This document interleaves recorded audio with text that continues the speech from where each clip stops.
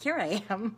'Tis I, Paula Gardner, with Tuesday's Grace, thinking, talking, feeling about the miracle of death.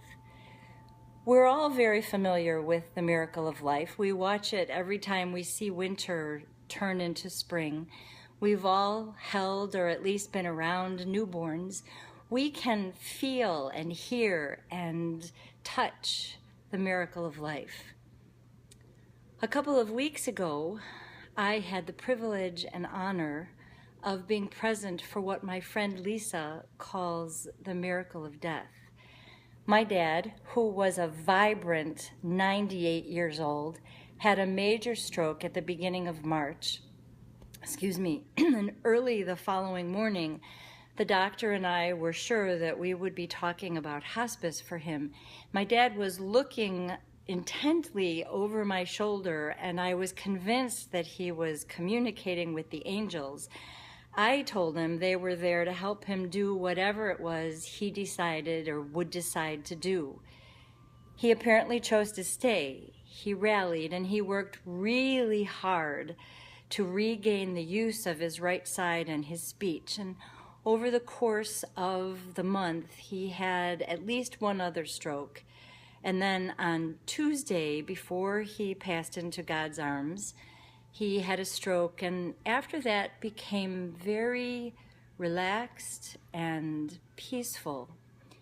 The morning that God welcomed him, I prayed over him, I sang over him, I caressed his head and his arm. I was hoping he could feel my presence. And when he breathed, I knew it was his last. And I had no words until my friend Lisa called it the miracle of death. I feel very blessed. I feel very grateful to have witnessed this miracle. And it has since dawned on me that it's possible, probable, that each one of us at the moment of our death, whether it's over time or happens super fast, like in an accident, the time ceases to exist the way we know it on this earth. That there's a miracle of death that happens in each of us, for each of us. It can't be witnessed because it happens inside. We don't understand the time because it happens in what I'm going to call a different dimension than we're used to. It's not like the miracle of life because we can see life. The miracle of death happens without witnesses, without earthly witnesses anyway, and no one can tell us about it unless they can, and I'm not getting those messages, but it is an indescribable event.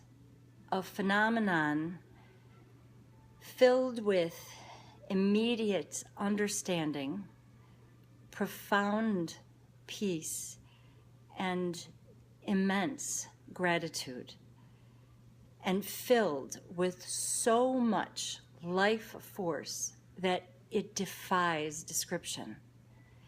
So I invite you to think about the people you love who have died and to understand that they traveled this journey and that it was truly a journey of light and love. And whether it happened in one earthly second or over one earthly year, it's a process that can only be described as a miracle. All that you do, do it with joy.